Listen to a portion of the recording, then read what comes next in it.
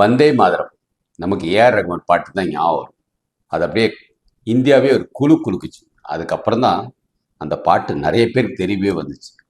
அது உண்மையை யார் எழுத்துனாங்கன்னா 150 வருஷத்துக்கு முன்னாடி நம்ம இந்தியாவை இணைக்கிறதுக்காக வந்த ஒரு பாட்டு. பாரதியார் எப்படி எழுதியிருக்கிறார் அந்த மாதிரி வடநாட்டில் இருக்கிறவர்.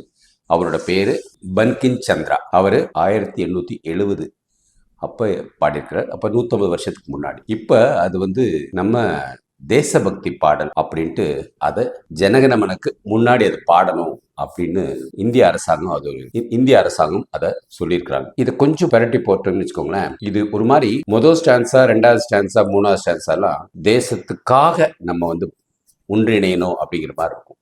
4வது ஸ்டான்ஸால நம்ம தேசம் துர்கா, லக்ஷ்மி, சரஸ்வதி இந்த மாதிரி இவங்கள ஒப்பிடுற மாதிரி இருக்கும். அந்த பாட்டை நீங்க தயவு செய்து கேளு. அது தமிழ் வந்தே மாதத்தை நான் கேட்க சொல்ல, ஏஆர்மான் பாட்டை கேட்க சொல்ல, உண்மையான அந்த வந்தே மாதம். அதை எதனால் இது வந்துச்சுன்னு வச்சுக்கோங்களேன், 1-2 வருஷத்துக்கு முன்னாடி தமிழ்நாட்டில் ஒரு கல்லூரி நிகழ்ச்சியில் அந்த பாட்டை, அது கல்ச்சுரல் ஈவெண்ட்ல சேர்க்கக்கூடாதுன்னு சொல்லி அது ஒரு ஏதோ சர்ச்சையாச்சு.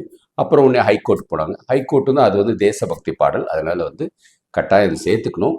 ஆனால் எல்லாரும் பாட வைக்கிறது நம்மளை கட்டாயப்படுத்த வேண்டாம். பட் ஆனால் தேசபக்தி பாடல், தேச ஒற்றுமைக்காக பாடல் அப்படின்னு சொல்லி முடிச்சிட்டாங்க. இப்போ அது ஒரு பெரிய சர்ச்சையாக இருக்குது. அடுத்த வீடியோவில் பாருங்கள், அந்த பாட்டோட முழு அர்த்தம் என்னன்னு தெரிஞ்சுக்கோங்க. அது தெரிஞ்சுக்கிட்டா உங்கள் கருத்து என்ன அப்படிங்கிறது நீங்கள் பதிவு போடுறது நல்லா இருக்கும். இது இந்தியர்களுக்காக உருவாக்கப்பட்ட ஒரு பாட்டு. ஏன்னா நம்ம சுதந்திரம் வாங்கும்போது இந்தியர்கள் எல்லாம் ஒன்று இணைஞ்சனால தான் பிரிட்டிஷர்ஸை நம்மளை விரட்ட முடிஞ்சு. அதனால் இந்த பாட்டு அப்போ கிறிஸ்டியன்ஸ், முஸ்லீம்ஸ், இந்துக்கள் எல்லாரும் ஒன்றா தான் இருந்தாங்க, எல்லாரும் ஒன்றா தான் பாடினாங்க. பட் இப்போ அது ஏன் சர்ச்சையாக இருக்குது அப்படின்னு பார்த்தீங்கன்னா, 150 வருஷத்துக்கு அப்புறம் அந்த பாட்டு மீண்டும் நிறைய பேருக்கு ஒரு புத்துணர்ச்சியை கொடுக்குது, தேசபக்தி கொடுக்குது. ஏன்னா தேசம் பல மடங்கு வளர்ந்துருக்கு இல்லையா? அந்த புத்துணர்ச்சியை, தேசத்தை நம்ம ஒன்று சேர்க்கணும் அப்படிங்கிறதுக்காக இந்த பாட்டு கொண்டு வந்திருக்காங்க.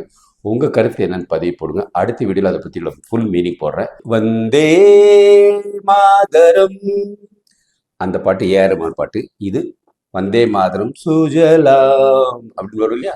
அந்த பாட்டையும் கேளுங்க.